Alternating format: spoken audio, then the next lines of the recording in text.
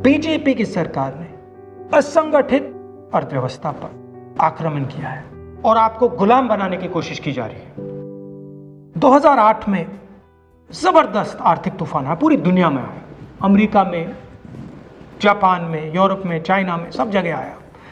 America के bank गिर गए, कंपनियां बंद हो गई, एक के बाद एक कंपनी की लाइन लग गई, बंद हो गई। यूरोप के बैंक गिरे, मगर हिंदुस्तान को कुछ नहीं हुआ। यूपीए की सरकार थी, प्रधानमंत्री जी के पास गया और मैंने उनसे पूछा, मनमोहन सिंह जी बताइए, पूरी दुनिया में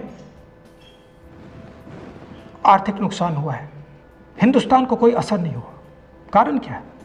मनमोहन सिंह जी ने कहा, राहुल, अगर हिंदुस्तान की अर्थव्यवस्था को समझना चाहते हो तो यह समझना होगा कि हिंदुस्तान में दो अर्थव्यवस्थाएं हैं। पहली असंगठित अर्थव्यवस्था और दूसरी संगठित अर्थव्यवस्था। संगठित अर्थव्यवस्था में बड़ी कंपनियां, नाम आप जानते हो। असंगठित अर्थव्यवस्था में किसान, मजदूर, छोटे दुकानदार, मिडिल साइज कंपनीज। जिस दिन तक हिंदुस्तान का असंगठित सिस्टम मजबूत है, उस दिन तक हिंदुस्तान को कोई भी आर्थिक तूफान छू नहीं सकता। अब आज के दिन आते हैं। पिछले 6 साल से बीजेपी की सरकार ने असंगठित अर्थव्यवस्था पर आक्रमण किया है। 3 बड़े उदाहरण तो मैं आपको अभी दे देता हूं। नोटबंदी,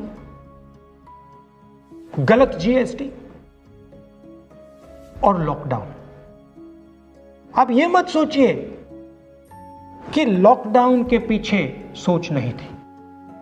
यह मत सोचिए कि गलती से आखिरी मिनट पे लॉकडाउन कर दिया गया है।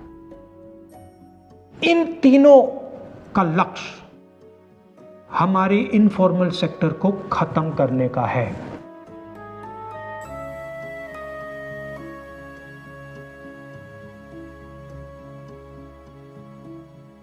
प्रधानमंत्री जी को अगर सरकार चलानी है, मीडिया की जरूरत है, मार्केटिंग की जरूरत है। मीडिया और मार्केटिंग 15-20 लोग करते हैं। इनफॉर्मल सेक्टर में पैसा है, लाखों करोड़ रुपए, जिसको ये लोग छू नहीं सकते।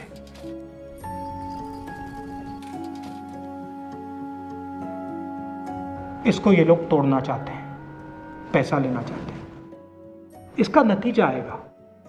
नतीजा ये होगा कि हिंदुस्तान रोजगार पैदा नहीं कर पाएगा। क्यों? क्योंकि इनफॉर्मल सेक्टर 90% से ज्यादा रोजगार देता है।